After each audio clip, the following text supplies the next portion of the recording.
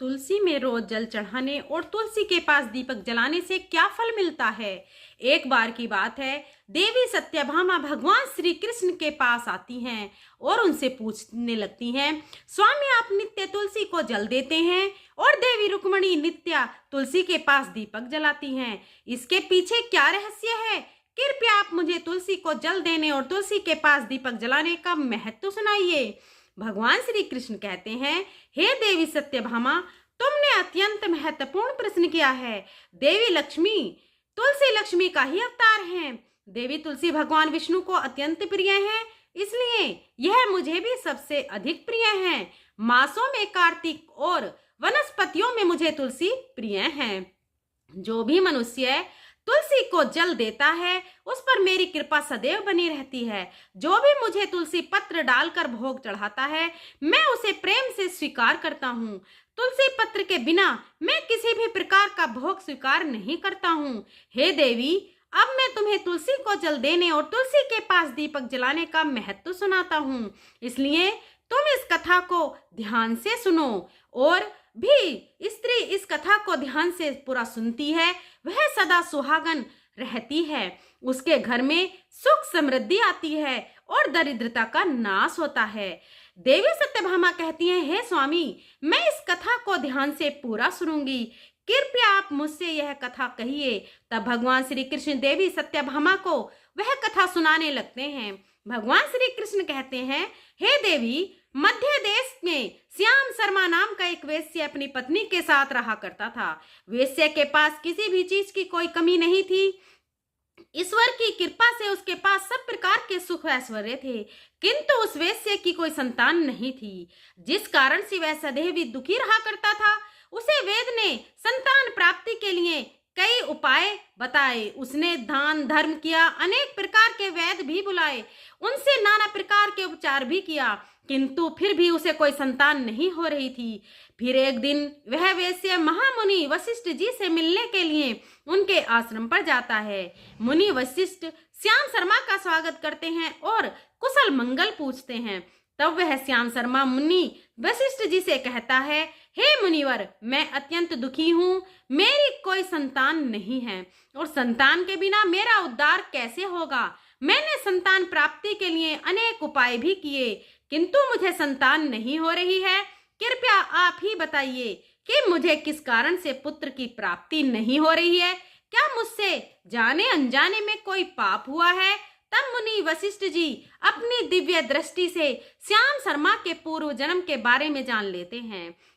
वशिष्ठ जी कहते हैं, हे वत्स, पिछले जन्म में तुम्हारे द्वारा घोर पाप हो गया था, इस कारण तुम्हें इस जन्म में संतान सुख प्राप्त नहीं हो रहा है। श्याम शर्मा कहता है, हे मुनिवर, कृपया मुझे बताइए, पिछले जन्म में मुझसे कौन सा पाप हुआ था और उस पाप से मुक्त होने के लिए मुझे कौन सा उपाय करना चाहिए। वशिष्ठ जी कहते हैं, हे वत्स, पिछले जन्म में तुमने जो अपराध किया था उसके विषय में सुनो। पिछले जन्म में तुम एक अहंकारी वेश्या थे।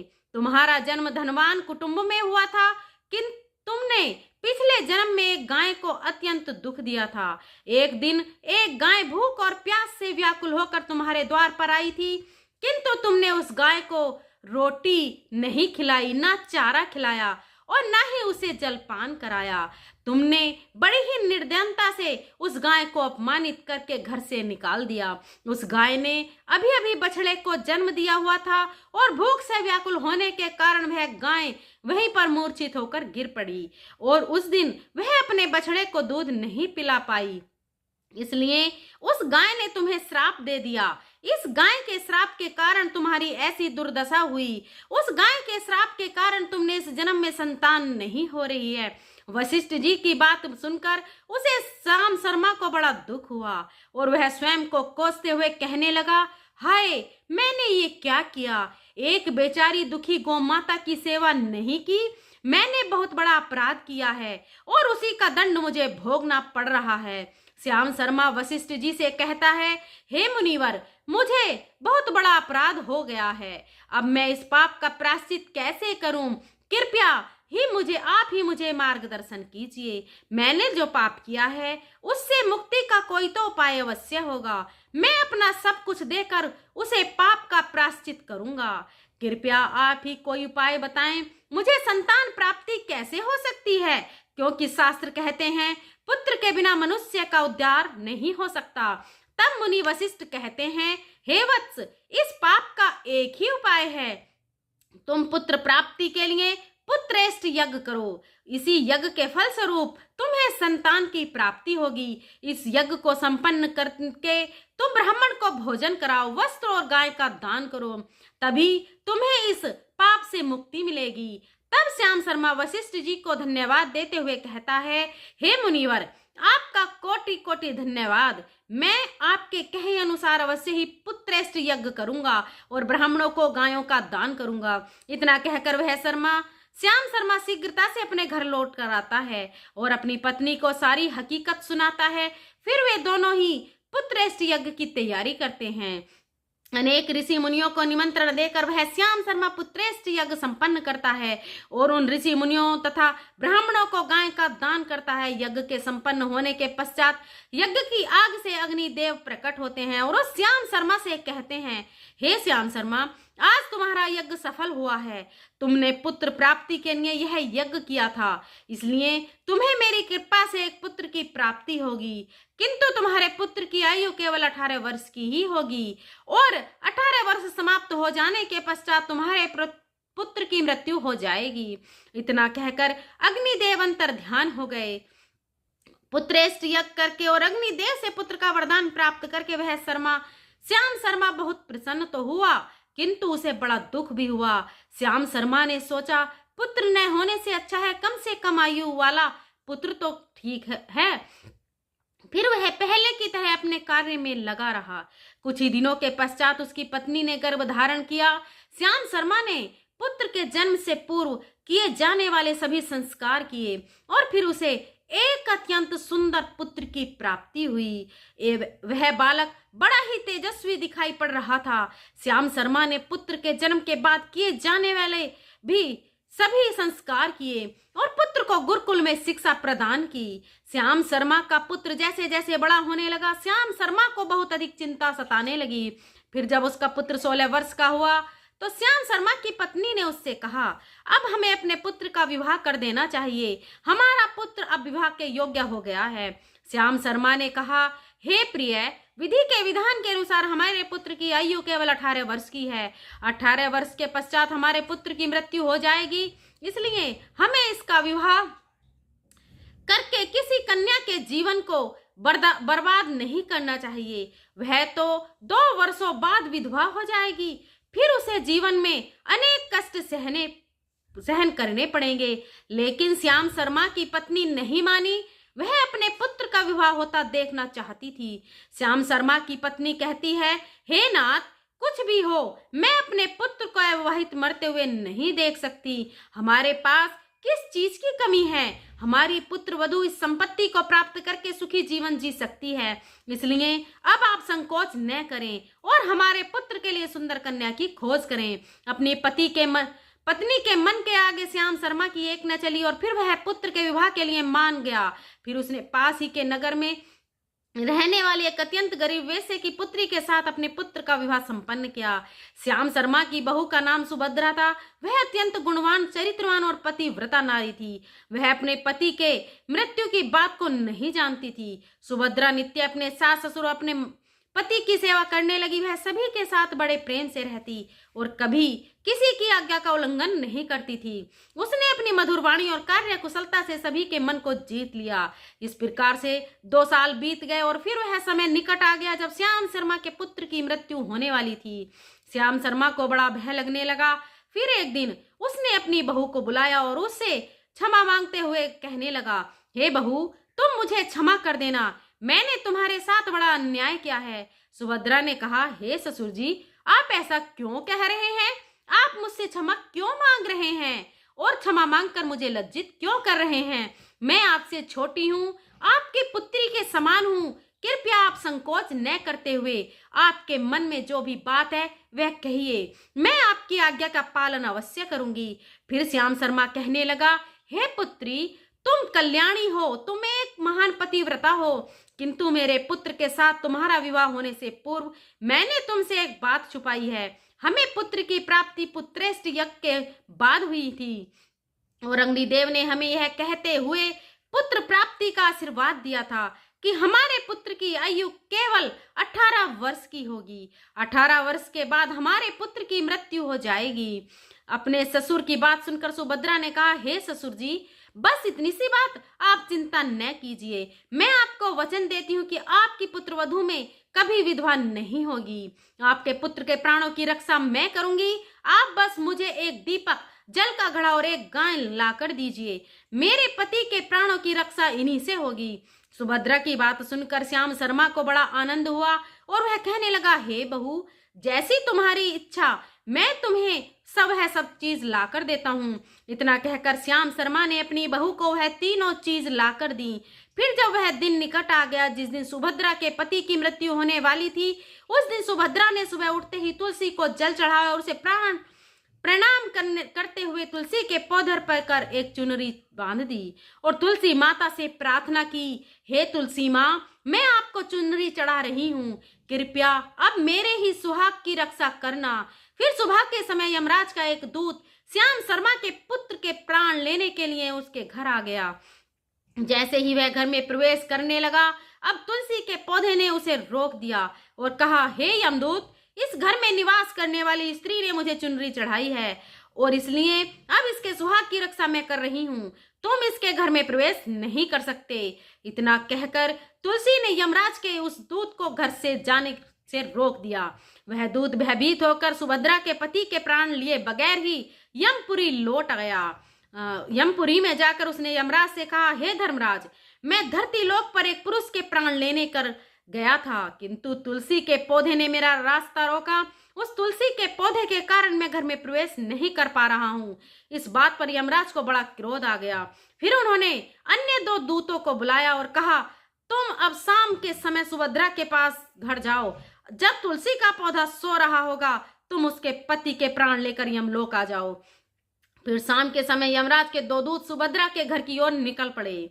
सुभद्रा ने शाम होते ही तुलसी के पास एक दीपक जला दिया और उससे प्रार्थना की, हे दीपक, अब तुम ही मेरे पति के प्राणों की रक्षा करो। यह के दूत मेरे पति के प्राण लेने के लिए आ रहे हैं। फिर शाम हो गई, तुलसी का पौधा सो गया और यमराज के दो दूत सुभद्रा के घर के सामने आकर खड़े हो गए और सोचने लगे, अब तो इस मनुष्य के प्राण लेकर ही हम यमपुरी लौटेंगे।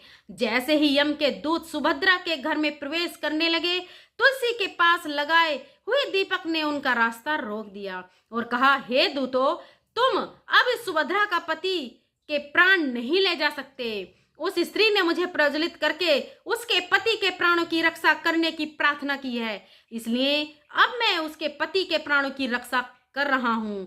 इसलिए तुम आज उसके पति के प्राण नहीं ले जा सकते। तुम यहीं से लौट जाओ, नहीं तो मैं सब कुछ जलाकर भस्म कर दूंगी और मेरी अग्नि में तुम दोनों भी जलकर भस्म हो जाओगे।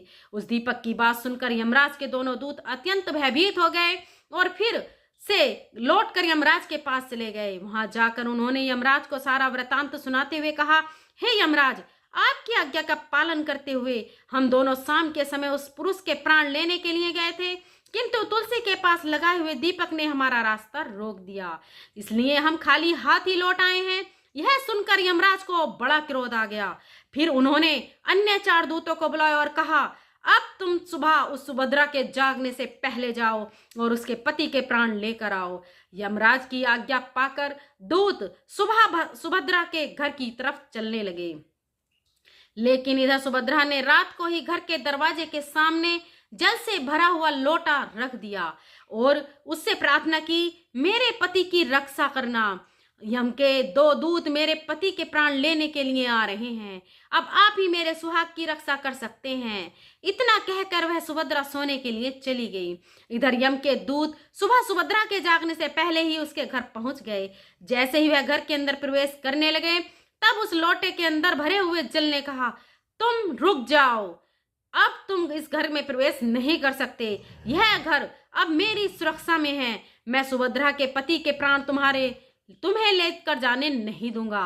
अगर तुमने इस घर में प्रवेश किया तो मैं नरक की अग्नि को बुझा दूंगा, जिसमें सारा नरक लोक डूब जाएगा। यह सुनकर यमराज के बेचारे दूत घबरा गए और एक दूसरे की तरफ देखकर उस स्थान से भाग गए। वे सभी यम के दूत यमराज के पास लौट गए और उनसे कहने लगे, हे धर्मराज, आपकी आज्ञा का पालन करने के लिए हम चारों सुबह सुभद्रा के जागने से पहले ही उसके पति के प्राण लेने के लिए पहुंच गए थे, किंतु सुभद्रा के घर के बाहर रखे हुए जल के लोटे ने हमारा मार्ग रोक लिया और इसी कारण से हम उसके घर में प्रवेश नहीं कर सके। अब यमराज को बहुत अधिक क्रोध आ गया। इस बार उन्होंने 8 यमदूतों को बुलाया और कहा, हे यमदूतों, अब शीघ्रता से जाओ और बलपूर्वक उस मनुष्य के प्राण खींचकर यमलोक लेकर आओ। फिर वह 8 यमदूत यमराज की आज्ञा का पालन करते हुए पृथ्वी लोक पर उस सुभद्रा के घर के पास आते हैं तो देखते हैं उस सुभद्रा के घर के सामने एक गाय खड़ी है। सुभद्रा ने यमदूतों के आने से पहले ही अपने घर के सामने गाय को बांध दिया था और गौमाता से विनती की थी, हे गौमाता, आज यमदूत मेरे पति के प्राण लेने आ रहे हैं, अब आप ही मेरे सुहाग की रक्षा कर सकती हो। हे गौमाता, मैं आपकी शरण में हूँ, कृपया मुझे विधवा होने से बचा लीजिए। उस गाय ने कहा, हे पुत्री, तुम चिंता मत करो, तुम्हारे पति के प्राणों की रक्षा में मैं स्वयं करूंगी। मेरे होते हुए यम के दूत तुम्हारे घर में प्रवेश नहीं कर सकते, इसलिए तुम चिंता से मुक्त होकर घर में अपने पति की सेवा करो। फिर जैसे ही वे यम के दूत घर के अंदर प्रवेश करने लगे, आगे बढ़ते ही तब वह गाय उन्हें रोक देती है और कहती है, इस घर में तुम लोग प्रवेश नहीं कर सकते, इस घर की रक्षा मैं कर रही हूँ, मेरे रहते कोई भी इस घर के अंदर प्रवेश नहीं कर सकता। यदि तुमने घर के अंदर प्रवेश करने का प्रयत्न किया तो मैं तुम सभी को श्राप दे दूंगी। अगर तुम्हें इस घर के अंदर प्रवेश करना है तो तुम्हें पहले मेरे प्राण लेने पड़ेंगे और तुम सभी को गोहत्या का पाप लगेगा, जिसका कोई प्रायश्चित नहीं है। वहां पर उपस्थित सभी यमदूत गाय के द्वारा श्राप देने की बात सुनकर भयभीत हो गए। वे जानते थे कि गाय के द्वारा दिए गए श्राप से कोई मुक्ति नहीं हो सकता और गोहत्या तो संसार का सबसे जघन्य अपराध और महापाप है। इसलिए वे सभी वहां से लौटकर यमराज के पास चले गए। यमपुरी जाकर उन यमदूतों ने यमराज को सारा वृतांत सुनाते हुए कहा, हे धर्मराज, उस सुभद्रा के पति के प्राणों की रक्षा एक गाय कर रही है। उस गाय ने हमें श्राप देने की बात कही, इसलिए हम सभी भयभीत होकर वापस लौट आए हैं। हम में गाय का सामना करने की शक्ति नहीं है। उन यमदूतों की बात सुनकर यमराज आग बबूला हो गए और स्वयं भैंस पर सवार होकर पृथ्वीलोक की ओर निकल पड़े। यमराज अपने भैंस पर सवार होकर उस सुभद्रा के घर के सामने चले आते हैं। यमराज को अपने घर के सामने खड़ा हुआ देखकर सुभद्रा भयभीत हो जाती है और जल्दी से आकर यमराज के चरण स्पर्श करके उन्हें नमस्कार करती है और उनकी स्तुति करने लगती है। हे यमराज, आप तो तीनों लोकों के प्राणियों पर कृपा करने वाले महान देवता हैं। इस संसार के समस्त प्राणियों के पाप और पुण्य का लेखा जोखा आप अपने पास रखते हैं। हे न्याय के देवता धर्मराज, मैं सत्य धर्म का पालन करने वाली पतिव्रता स्त्री हूँ। मैं आपको बारंबार नमस्कार करती हूँ, कृपया मुझे आशीर्वाद दीजिए। सुभद्रा के द्वारा की गई स्तुति से यमराज अत्यंत प्रसन्न होते हैं और उसे अनजाने में ही सदा सुहागिन रहो ऐसा कहकर आशीर्वाद देते हैं। प्राण ले जाने के लिए आगे बढ़ते हैं तो सुभद्रा कहती है, हे धर्मराज, आपने अभी मुझे सुहागिन रहने का आशीर्वाद दिया है, अब आप मेरे पति के प्राण नहीं ले जा सकते हैं, इससे तो आपका आशीर्वाद झूठा साबित हो जाएगा। यह सुनकर धर्मराज रुक जाते हैं और सुभद्रा की ओर देखकर मुस्कुराने लगते हैं। सुभद्रा के निर्मल हृदय और अपने पति के प्रति समर्पण भाव को देखकर यमराज अत्यंत प्रसन्न होते हैं। सुभद्रा की ओर देखकर यमराज कहते हैं, हे पुत्री, आज तुमने साक्षात मृत्यु को ही पराजित किया है। मैं तुम्हारे पतिव्रता धर्म से अत्यंत प्रसन्न हूँ। अब मैं तुम्हारे पति के प्राण छोड़ देता हूँ। तुम्हारी जो भी कामना है वह मुझसे मांग लो।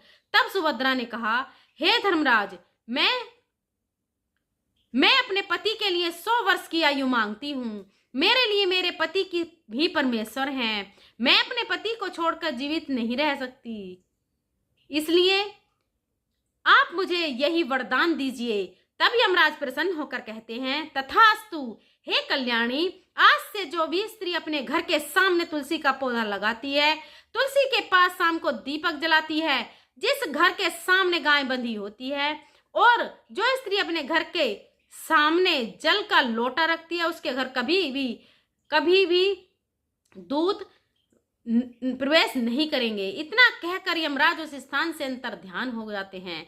भगवान श्री कृष्ण कहते हैं, हे देवी, इस प्रकार से उस सुभद्रा ने अपने पतिव्रता धर्म का पालन करके उसकी मृत्यु को टाल दिया था।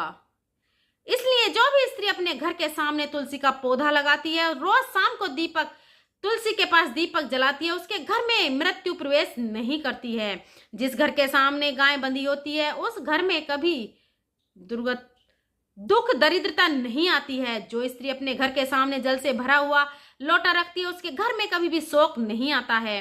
तो दोस्तों, इस प्रकार से भगवान श्री कृष्ण ने देवी सत्यभामा को तुलसी के पास दीपक जलाने का महत्व सुनाया। जय श्री कृष्णा। दोस्तों, आपको यह कथा कैसी लगी कृपया कमेंट करके जरूर बताइए। वीडियो पसंद आया हो तो लाइक करिए, कमेंट में जय श्री कृष्णा अवश्य लिखें, और ऐसी और भी बहुत सारी कहानियों को सुनने के लिए चैनल को सब्सक्राइब जरूर करें। धन्यवाद।